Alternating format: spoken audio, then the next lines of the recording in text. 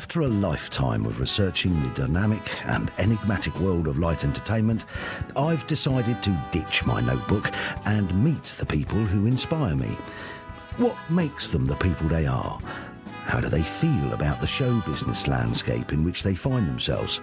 And in a world where anyone can be a star, is there still a need for performers who have universal appeal? Come with me on a journey of discovery as I get a unique insight into Britain's favourite stars with a little help from my glamorous assistants. Yeah, well, I say glamorous, more like hazardous. And of course, we'll have a bit of fun along the way. Celebrated comedy actor Jeffrey Holland became a household name in 1980 when he was cast as holiday entertainer Spike Dixon in Perry Croft's third sitcom triumph, HiDeHi. Unbeknownst to him at the time, he was now a member of a unique sitcom repertory company which would dominate TV sitcom for the next 20 years. In 1990, the cast reunited for the aristocratic You Rang My Lord, where he played pompous footman James Twelvetrees, who was forever in a rivalrous battle with Paul Shane's Alf Stokes over 4 series. For the final chapter in the sitcom trilogy, David Croft sent up the railway strike of the 60s in Oh, Doctor Beeching, where he played the pompous duck-out-of-water station master Cecil Parkin. I caught up with the comedy legend ahead of his highly anticipated live show at the Museum of Comedy to talk sitcom, comedy heroes, and recollections on an unparalleled career in entertainment. Ladies and gentlemen, Mr. Jeffrey Holland.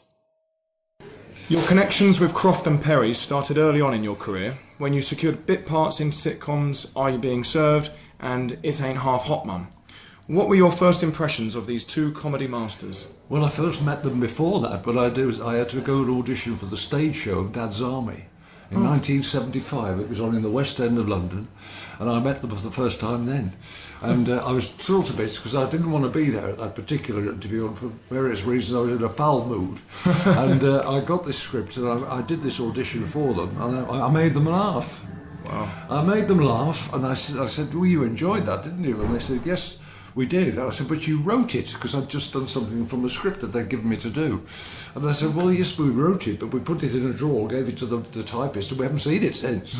And they'd forgotten what they'd written, so I made them laugh, and I got on with them, straight away from then on. But David Croft in the television studio was a formidable master. He was a force to be reckoned with. You didn't mess around with David Croft at all. Jimmy Perry was always full of enthusiasm. He was there all the time, and he was very approachable. David was the governor. We all called him the governor.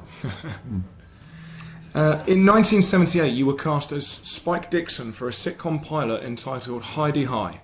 What were your first impressions of the show? Did you have any idea how successful it was going to be? We didn't, of course we didn't. We were hoping, fingers crossed, that it would enjoy the same sort of success that Dad's Army and It Ain't Half Hot Mum were already enjoying. But we knew it was a colourful show. This was when we were doing the pilot, just a one-off thing. We didn't do the series till the following year. But this, it had all the right sort of characters. It had the colour in it, the light and shade, the brightness, the fun, the nonsense, the good comedy. And we were just hoping it would appeal to families down the generations. Of course, we were dead right, and it did. Yeah. Instant success. And it's well documented that Jimmy Perry got the idea for the series when he was a redcoat at Butlins holiday camp. What effect did this have over the precision of the show? Oh, absolutely. Yes, it was. We wrought it with a rod of iron. Jimmy was an absolute stickler for detail, because of all the cap badges, the army programs, the cap badges, all the insignia, and the medal ribbons particularly was a big thing for Jimmy. Yeah. He could get those absolutely dead right. So if nobody would ever write in and complain that medal ribbon there wasn't around then when you did that, because Jimmy made sure it was. And it was the same with all the holiday camp stuff. With us wearing our little badges on our lapels. They were the ones that the campers gave to their favourite yellow coat or red coat, because they'd been entertained so much during their holiday there. So yeah, Jimmy was right on the button with all kind of detail. It's all in the details, isn't it? Yeah, it is. How did it feel when HiDeHi came to an end in 1988?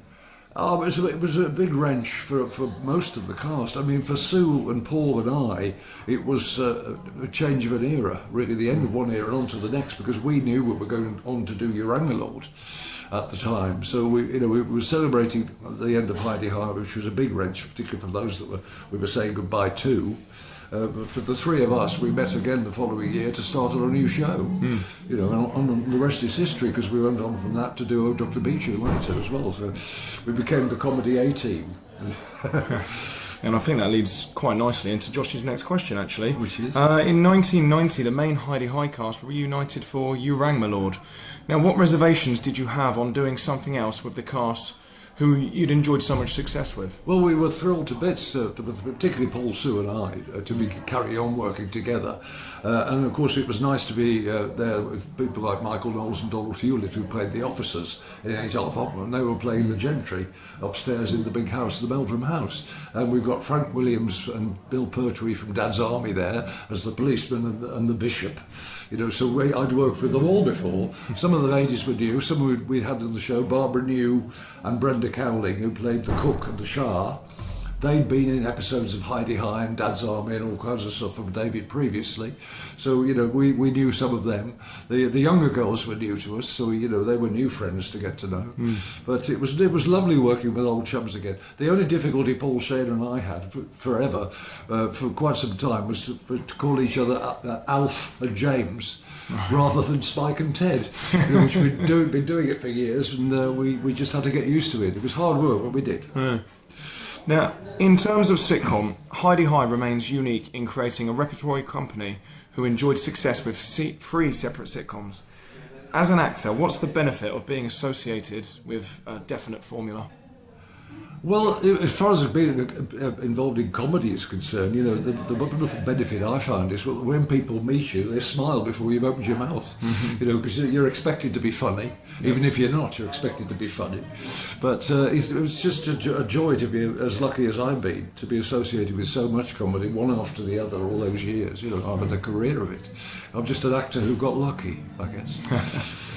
Now, the last instalment of the comedy trilogy came in 1995 when you were cast as new station master Cecil Parkin in Oh, Doctor Beeching.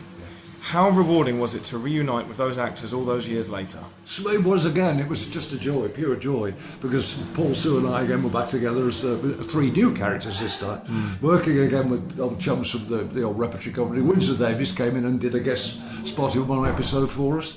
You know, we had all kinds of people that we knew and loved.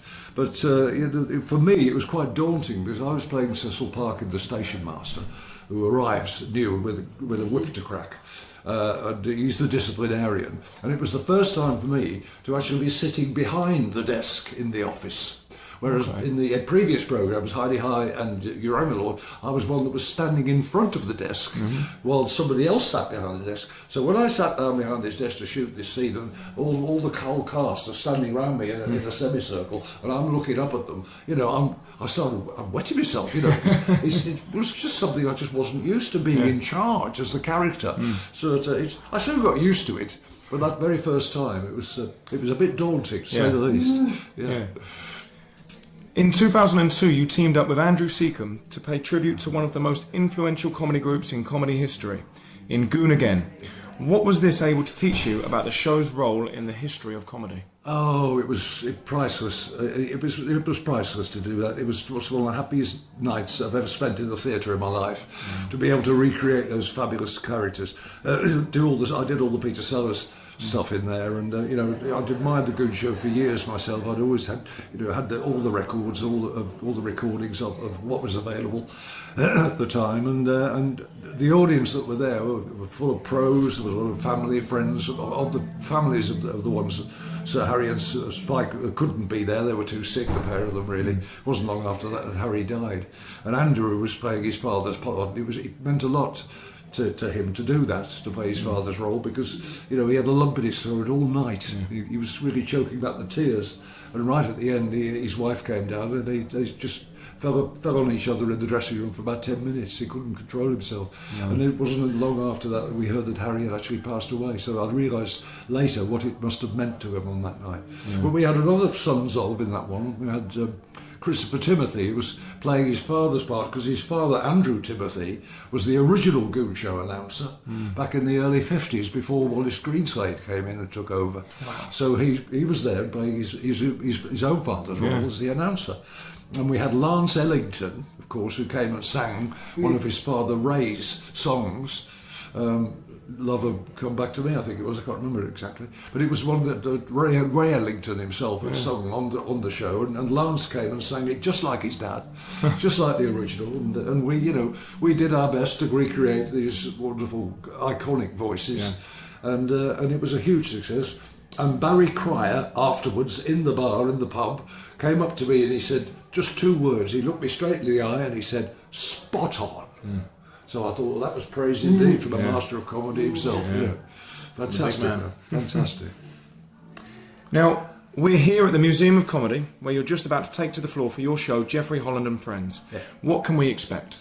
Chit-chat, lots of stories, lots of clips of various people, mostly me, I think, of some of my stuff.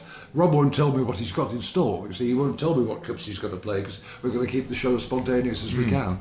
Or there'll be some clips of my favourite comedy heroes as well. That's why we're here as well. It's not just about me. It's about the people I love that make me laugh. Yeah. So we look forward to all that. It's a big mixed bag, but all very entertaining. We're hoping very funny.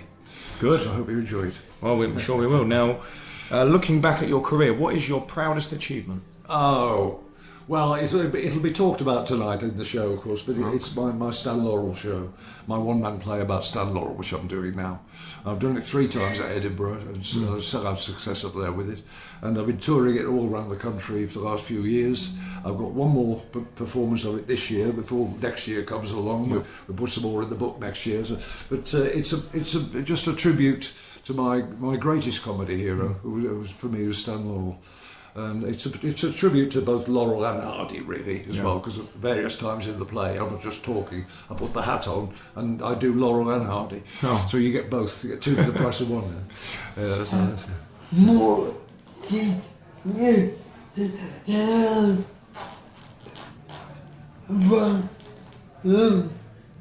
So Josh just asked, what did you learn about them from doing that?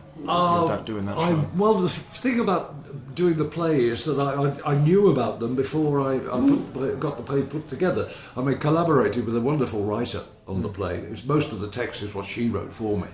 I put the comedy in, and we had to put the piece together ourselves together.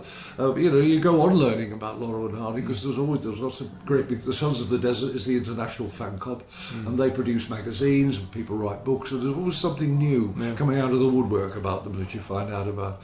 Never stops. We've been watching their films now for going on 80 years, so they must have got something right. Yeah. Timeless. Must have got something right. And finally, what is next for Jeffrey Holland? Well, after I've finished this little piece, my wife and I, Judy and I, are going to be doing a play together at the Mill at Sonning. It's one of Ray Cooney's old farces called Run for Your Wife. We're doing that for a few weeks, and then I'm doing pantomime at Christmas with my old friend Sue Pollard. We're getting back together for the first time in decades, and we're doing Dick Whittington at the Grand Theatre in Wolverhampton. I shall be playing Alderman Fitzwarren, and she'll be playing the Wicked Queen. Brilliant. So we're going to have a great time doing that together. Excellent. Well, we'll get that on there as well. Yeah. And, thank you very much. Thank you very much to our guest for being the subject of another Beyond the Title interview.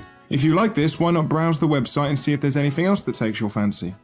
Don't forget to like our Facebook page to receive updates on forthcoming interviews and to see more information about me and what I do. Thanks again, and hopefully see you next time for another Beyond the Title interview.